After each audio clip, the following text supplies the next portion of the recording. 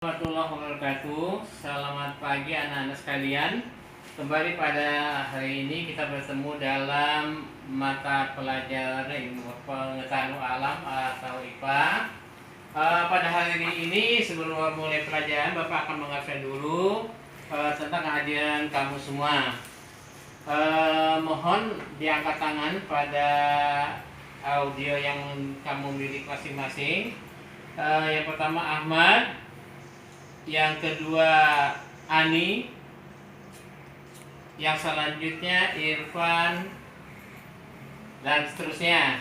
Di sini ada yang tidak masuk, ini tidak mengacungkan tangan, yaitu Farhan. Tadi dia telah memberikan kabar kepada Bapak kalau sedang kurang sehat. Anak sekalian, sebelum kita mulai pelajaran, biasa kita berdoa. Mudah-mudahan pelajaran hari ini berjalan dengan baik. Selesai. Kemudian kita melanjutkan ke materi berikutnya. Kalau lihat di slide Bapak yang Bapak tanyakan lewat slide ini, yaitu tentang ciri dan kebutuhan makhluk hidup. Pada minggu lalu kita sudah mempelajari tentang bahwa makhluk hidup yang ada di muka bumi ini terbagi tiga, yaitu manusia, hewan, dan tumbuhan. Nah, pada saat ini kita akan melihat ciri-ciri dan kebutuhan makhluk hidup yang ada. Yaitu pertama bahwa makhluk hidup memerlukan makan. Yang tahu siapa? Kenapa makhluk hidup memerlukan makan? Ya betul, makhluk hidup memerlukan makan untuk bertambah besar, tumbuh, dan dapat bergerak. Kemudian dapat bernapas juga, mengalami pertumbuhan tadi dari makan tersebut, dan dapat berkembang biak, gunanya untuk melanjutkan keturunannya. Kalau kita lihat pada slide gambar bahwa makhluk hidup sedang memakan sesuai dengan jenis makhluk hidup dan makanannya.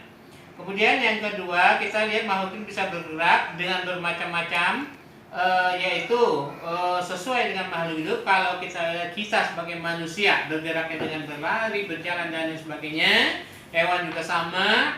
Kemudian kalau tumbuhan bergeraknya kita lihat itu biasanya ada uap air itu di situ. Kalau kita lihat itu bahwa makhluk hidup bisa bergerak dengan disiram, diberikan pupuk sehingga dia dapat bergerak, apalagi kalau tertiup angin.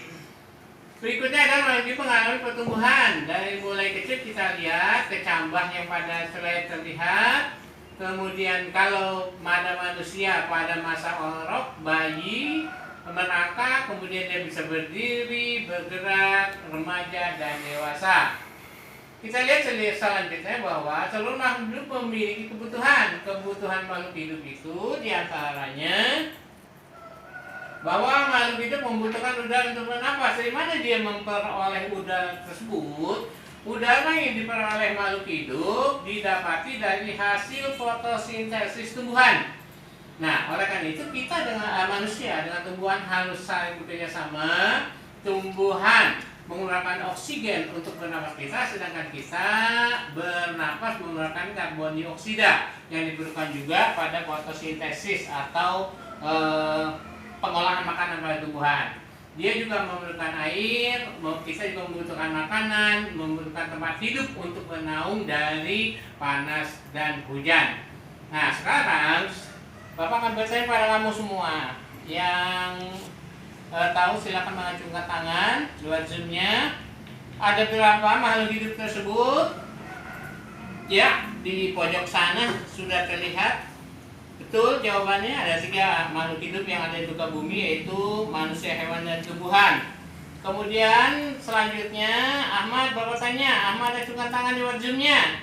Ya, Ahmad sebutkan 2 ciri makhluk hidup. Iya, betul. Jawabannya adalah bahwa makhluk hidup bisa cirinya adalah bergerak. Kemudian lagi yang di atas, kemudian ciri makhluk hidup juga dapat memerlukan makan. Betul. Nah, sekarang nih, kenapa makhluk hidup untuk apa bernapas? Ya, jawaban kamu betul, yaitu bernapas untuk melangsungkan hidupnya tentunya, karena tanpa bernapas makhluk hidup tersebut akan mati. Nah, Bapak rasa itu ya materi pada hal